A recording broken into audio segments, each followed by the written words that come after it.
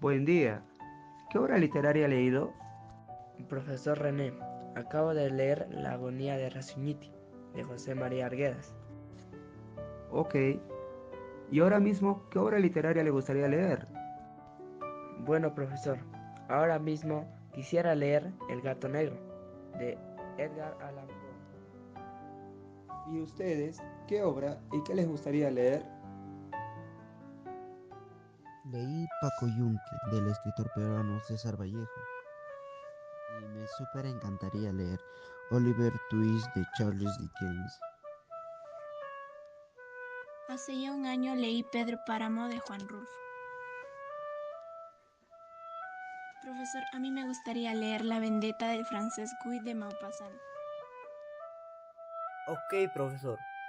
Recuerdo haber leído El hijo, de Horacio Quiroga. Bueno, ahora me encantaría leer los cuentos de Hans Christian Andersen. Pues a un enfrentamiento con la realidad, porque textos como este tipo implica pensar, razonar y sobre todo reflexionar. Y bienvenidos sean todos ustedes, comunidad educativa, al Plan Lector 2024. Y esta vez nos introduciremos a una novela que nos habla sobre la historia de la filosofía, compuesta por el autor Justin Gardner, y tomaremos uno de los pasajes de la obra, titulado Los mitos y la visión mítica del mundo.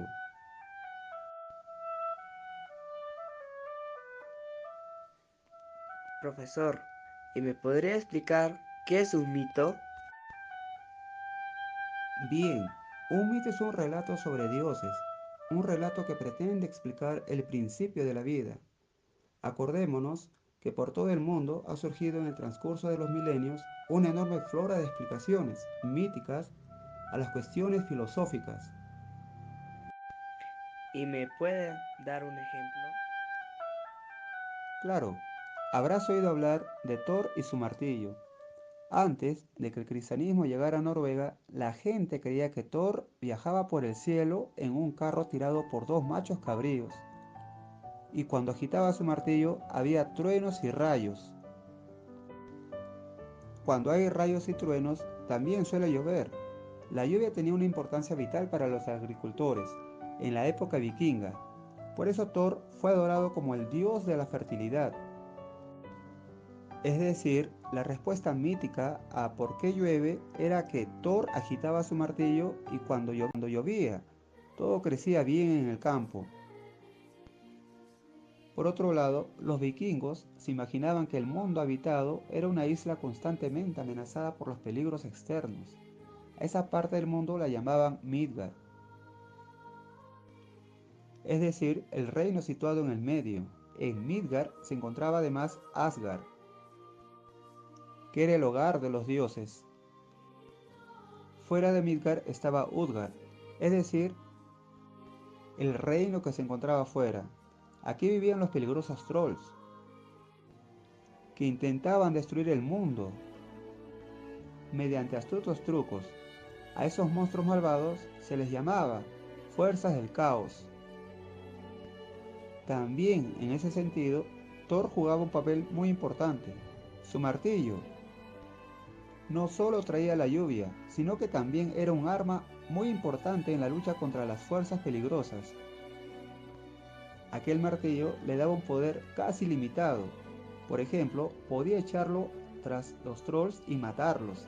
Y además, no tenía que tener miedo de perderlo, porque funcionaba como un boomerang y siempre volvía a él.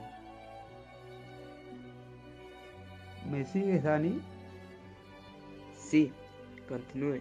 Esto de los mitos está muy interesante. Hasta ahí el propio mito, Dani. Pero ¿qué significa en realidad? No creo que se haya inventado solo por gusto. Con este mito se pretende dar una explicación a algo. Ese algo podría ser lo siguiente. Cuando había sequías en el país, la gente necesitaba una explicación de por qué no llovía.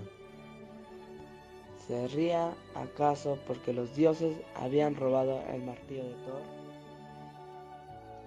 Podría ser.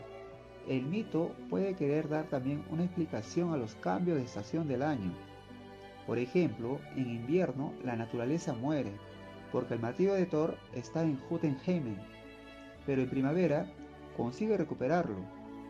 Así pues, el mito intenta dar a los seres humanos respuestas a algo que no entienden. Y bien jovencitos, espero y haberlos apoyado en comprender la visión mítica del mundo a través de mitología nórdica. Y nos vemos hasta una nueva oportunidad.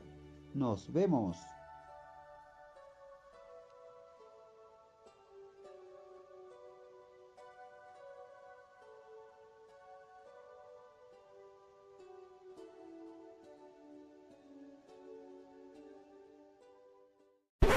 Created using Powtoon.